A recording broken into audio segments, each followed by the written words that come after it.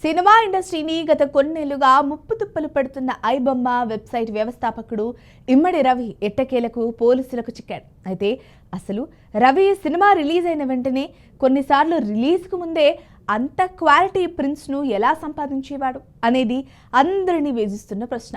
దీనిపై cyber crime నిపుణులు, tech విశ్లేషకులు సంచలన విషయాలు బయటపెడుతున్నారు. సాధారణంగా సినిమా నిర్మాణం పూర్తయ్యాక ఆ డిజిటల్ ఫైల్స్ను ప్రొడక్షన్ హౌస్ సర్వర్లలో లేదా డిజిటల్ ల్యాబ్స్లో స్టోర్ చేస్తారు. అయితే ఇక్కడే అసలు సమస్య ఉంది. రవి అండ్ టీమ్ ఈ సర్వర్ల సెక్యూరిటీలో ఉన్న చిన్న చిన్న లోపాలను, లూప్ హోల్స్ని గుర్తించి వాటి ద్వారా సిస్టమ్ని హ్యాక్ చేసినట్లు తెలుస్తోంది. ముఖ్యంగా సినిమా ఫైల్స్ను ఎన్క్రిప్ట్ చేసి దాచినప్పటికీ ఆ సిస్టమ్కు సంబంధించిన ఎంప్లాయ్ ఐడీలు, పాస్వర్డ్లు సంబంధించి లాగిన్ అయ్యే వాళ్ళని టెక్ నిపుణులు చెబుతున్నారు. సాధారణంగా సినిమా నిర్మాణం పూర్తయ్యాక ఆ డిజిటల్ ఫైల్స్ను ప్రొడక్షన్ హౌస్ సర్వర్లలో లేదా డిజిటల్ ల్యాబ్స్లో స్టోర్ చేస్తారు. అయితే ఇక్కడే అసలు సమస్య. రవి అండ్ టీమ్ ఈ సర్వర్ల సెక్యూరిటీలో ఉన్న చిన్న చిన్న లోపాలను, లూప్ హోల్స్ని గుర్తించి వాటి ద్వారా సిస్టమ్ని హ్యాక్ చేసినట్టు తెలుస్తోంది.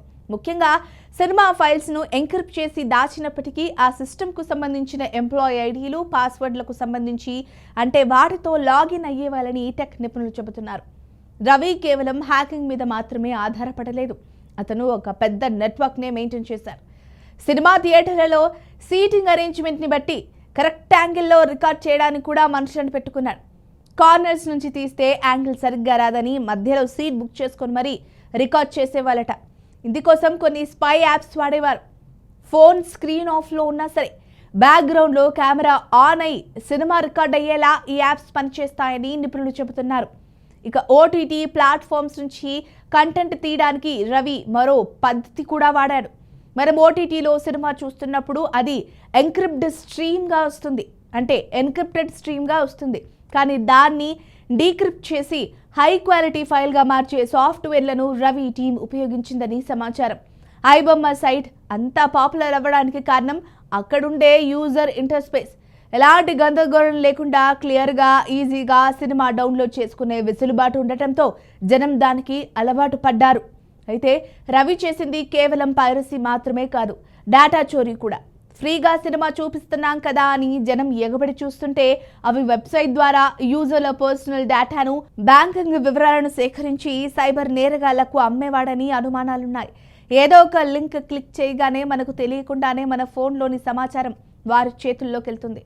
ఐబొమ్మ రవి అరెస్టుతో ఒక పెద్ద నెట్వర్క్ గుట్టురట్టయింది.